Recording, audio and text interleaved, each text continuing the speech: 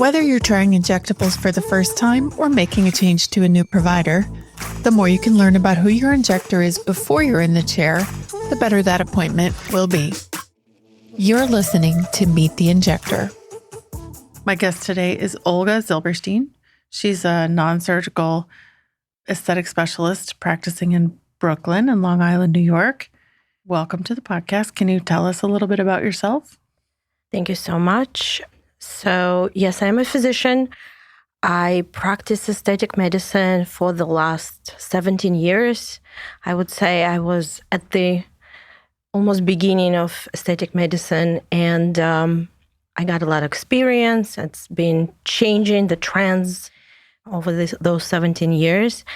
And my own trends never change in terms of how I like to treat people and trying to bring their natural beauty without over-exaggerating and creating what we call now aliens with abnormal or unnatural results. This is absolutely a no-no for me. It's my philosophy from very start. At some point, I think it's trending down right now a little bit, right? But my philosophy always been, you better look a little bit wrinkly and older rather than unnatural. And I pride myself that all my patients say that you would never do something for me. That's why I come to you. Dr. Zilberstein would never do something that wouldn't look unnatural or something that I don't need, let's say. How did you get into this? Well, I always loved art, and I always loved to work with my hands and create art in a way. I was working in an emergency room. So I started as emergency room physician, and as emergency room physician, you get a lot of time on your hands. Like you work 3 shifts, and I used to work 2 nights and 1 day. So it worked great for my kids. I was like full-time doctor, full-time with my kids. But then kids grew up. I had some time. So, and that this new, very interesting specialty started to develop, which I got interested. I actually went for the course, and I thought nothing about it. I did it for myself in a way. So I learned fillers and Botox and started practicing and I did some procedures for my friends and neighbors, honestly. And then people really loved it and started telling their friends and neighbors. And that's how it kind of grew. And for me, I always was joking that it's my hobby. So I still work, I practice medicine and I practice aesthetic medicine as well. Do both. I still practice medicine, but I do mostly aesthetic medicine. I practice mostly aesthetic medicine, but I practice medicine as well. Do your patients ask you for all kinds of help with all kinds of things, even outside aesthetics? Medical questions? Yes, sure. Sometimes, yes. And I love to help out. I think what I hear from a lot of people these days is it's so hard to get regular appointments and to get help and we're sort of starved for information from trustworthy sources, which used to be, that the internet was helpful, but now I actually think we're drowning. And so we're desperate to talk to doctors who actually know answers to real questions directly. So I was just curious if your injectable patients just take advantage and ask you whatever's on their mind. They do. I actually love conversations. As aesthetic doctor, you kind of have more time rather than when in clinic, let's say, the providers, they give them 15 minutes and they have to know everything about patient, document everything, and then just move on and prescribe and whatever. And I don't even understand how you have time for all this. But in aesthetic clinic, I do have more time, and I have conversations, and we talk about so many topics, and medical and non-medical. I learn myself, they learn. It's great. Walk me through all the treatments that people come to you for. So I do all non-surgical cosmetic procedures. So anything what I can do cosmetically for them, starting from skincare acne, pigmentation, and non-surgical facelift. I use fillers. I use biostimulation. I use devices like radiofrequency microneedling, different devices to tighten the skin, improve skin quality. I use, of course, Botox and fillers. I found myself using less and less fillers. Nowadays, it's just really mostly regenerative medicine, tightening. I also use threads. I was one of the first one to learn about threads. I went to Korea and London. I learned from the very beginning. So it also contributes to non-surgical lifts for facelift, for nose, for non-surgical nose job. I do a lot of non-surgical nose jobs as well. Since I'm not a surgeon, so I try to learn all modalities, everything possible I can master so I can help non-surgically to people. But it actually works out pretty well because very few wants to really go under the knife and have an anesthesia. So I think I'm in the right place right now because people don't want to do surgeries as much. And if it's possible to avoid surgery or postpone surgery, that's totally is a preference right now. Mm-hmm. So you mentioned that you're doing less fillers these days. Is that because people are asking for them less, or because that's something that you're choosing to do less of yourself? I just prefer to use regenerative medicine and use our body ability to regenerate new collagen, new skin, and to tighten the face rather than feeling it. And I think it just creates much more natural results. So is it that there's an aesthetic that's driving you to change the way you're doing things? I think, maybe less so in New York, but in Texas and in California, there's still a lot of people who are very overfilled. New Yorkers are more conservative. I've heard that a lot. Yes, it was the whole article in New York Times how East Coast and West Coast different in aesthetic procedures and aesthetic look. Was that recent? I missed it. Not very recent. It's been a while. So it's a trend really going on. Yeah, so it is. West Coast tends to be much more overfilled. And it's an interesting thing that now it's the whole scientific papers came out about how people lose the conception of natural. They're so used to looking at themselves, they're so used to their big overfilled lips that they think that's natural. They don't even see themselves. It's a perception drift. There's a term now. Perception drift. Perception drift. So people don't see themselves how unnatural they look. Thank you for that. I've been looking for this word. Yeah, now it's in the paper. It's a doctor from San Diego, based in San Diego, Sabrina Fabi. She wrote the whole paper about it, about perception drift, how people just, the same on social media, people keep looking on overfilled faces and overfilled lips, let's say, and they feel it's normal, it's natural. And they want the same results. That's the big problem. I think you hit it there. It's completely caused by the phone. When someone comes to see you for the first time, what can they expect from that visit? Well, usually when people come, they have in mind what they don't like. And I always ask them what exactly you want to improve, because it's interesting how I can have one perception, but I always say you do it for yourself. Something you don't like, something in your face makes you not comfortable with yourself, so you have to tell me exactly what you don't like. It's not for me, it's for you. And then I'll tell them how I can help them non-surgically in most natural and most effective way.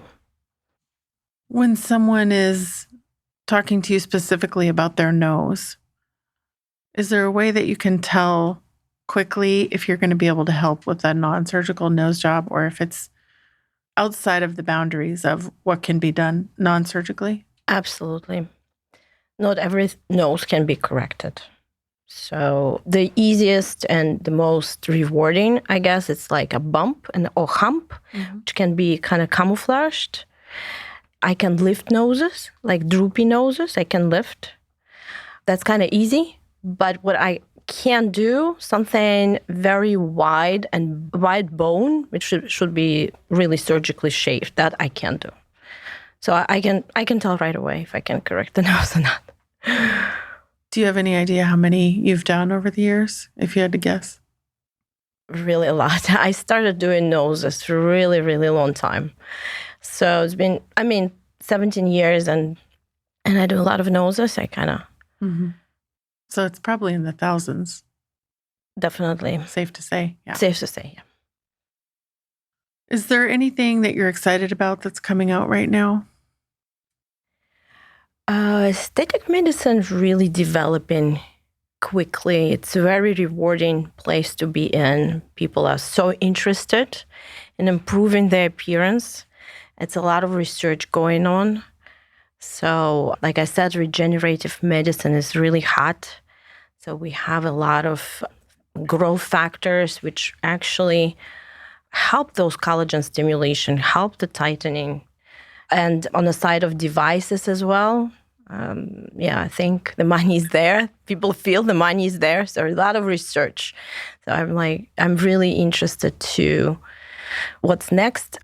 A lot of stuff actually out there in Europe, let's say in Asia, which doctors are using, which we don't have because we have very stringent FDA approval process. And I love going on overseas on those conferences and learn a lot about it. It's very interesting because it's new on one hand, but on the other hand, it's like something I can't use. It's a problem a little bit because I really would love to give it to my patients, but so far I can't. So I'm waiting for one thing, which is very exciting in the whole world using it. It's Aptus threads, which actually coming from Georgia. I went all the way to Georgia, I learned all about them, and it's plastic surgeon in Georgia invented threads. So it's like 20 years ago, 30 years ago, and all the threads which we use now coming from his ideas, but his original brand still waiting to be approved. So I learned all about it, but I can't use it yet. How are they different from the threads that are available to us today? They're just more versatile. They're like longer lasting. They safer because they're made from the different material. So we use PDO threads and they last just like 6 to 9 months, really. So these threads, they made from different materials. So it can last up to 2 years. So it's just a better quality. Is there anything that you wish patients knew about you or about aesthetic medicine before they came to see you? Well, I don't advertise that much, but it's most of my patients, it's really word of mouth, or people find me on Google and find me just by reading reviews. And a lot of reviews just saying what I just told you, that all my results are natural. I would never overfill a patient. I would never do something that I think they're going to look unnatural or ridiculous. Even I turned around a lot of patients who, like, let's say they would come in with a big overfilled lips and they want more. And I would say, no. If you want, I can take it away or like dilute it, but I cannot put any more filler for your face. So I've had a lot of those, and that's what I can say, that I would never overfill anybody or do something that's going to look unnatural or ridiculous. It sounds like the people who find you and understand what you're doing really trust you. And I bet they refer a lot of their friends. That's what happens. I got to knock somewhere. Tell me about your 2 offices. One office in Long Island. It's where I live. And another one is in Brooklyn. So it's just when I started, that's happened a long time ago. Like I said, I can't believe it. Like 17 years now. So, and I just have this patient following from both sides. I would probably rather have it in one place, but it's just happened to be that one side doesn't want to come to Brooklyn. The other side doesn't want to come to Long Island. But it's fine. I like to have a little different surrounding in my week. So I go here and there. You told me at the beginning that you had kids when you were starting, that you had the great benefit of having the schedule you wanted that worked for them. So they must be slightly older now. They are. Tell me about your kids. Well, I have 2 boys. My older one is 29. He's a dentist and he's planning to be an oral surgeon. Much more years to study and learn and practice. And the other one is 22 years old. So he's just graduated from college and he's applying to go to medical school. Hopefully he gets it. Look what you did. A family of doctors. Is your husband a doctor too? No. No. No. He's the one that got away. Yeah, my mother is a doctor. My grandparents are doctors too. So I would say I have my whole family. And did you grow up in the United States or somewhere else? No. I actually grew up in Russia. Mm-hmm. And my grandparents from Ukraine, so they evacuated during World War II. So I lived in Siberia. I was born in Siberia. And I came to the United States 30 years ago. It's been a while. Were you still a kid when you came here? Thank you for that. No, I graduated from medical. I graduated from medical school. Before you came? Just before I came, yeah. Well, what prompted you to move here? Well, 90s, collapse of Soviet Union. It was crazy. I was always wanted to leave, actually. We were just not allowed to.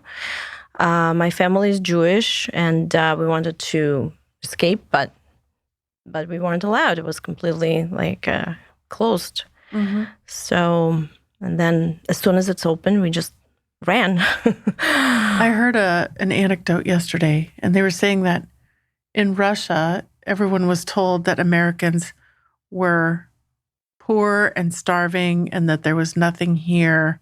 Like they had painted a completely inaccurate picture of the United States because they had control over all the information.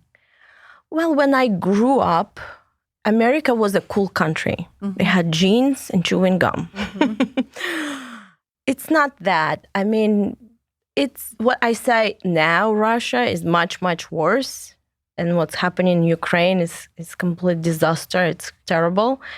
And the propaganda now, I think, is much, much worse, which when I was growing up, it was all, the propaganda was about, we have to live in peace. And we as kids, we thought America, we have to be all together and live together in a big, beautiful, peaceful planet. But now I think it's much more lies. I think now Russia is much more dangerous, and their propaganda now, I'm not listening what they're saying, but yes, I mean, right now I think the hate for Western America is much worse than when I was growing up 30 years ago. 30 years ago when I was still there. Unfortunately. Well, I hope that it turns around in our lifetimes. It just hurts our whole community. We just can't, because it's so close to us. So we just, it's really terrible what's going on there. I'm sorry you're going through that. Thank you. I'm sorry that I don't know more about it. But this is a terrible topic, so let's get rid of it. A little far from aesthetics. I know, but it's supposed to be about you, and it's a part of you. So I'm glad we at least touched on it a little. So, how do you get out of that? If someone's interested in seeing you as a patient or for a consultation, how should they reach out to you? Well, my whole information is online. Social media now, it's a big, powerful tool. As everything, there's pluses and minuses. It's not great for younger generation. And I mean, they can see everything on my social media, all my before and afters, my office, me. On Instagram or? On Instagram, yeah, on Instagram and TikTok and Facebook and internet. It's all there. my Give us your website.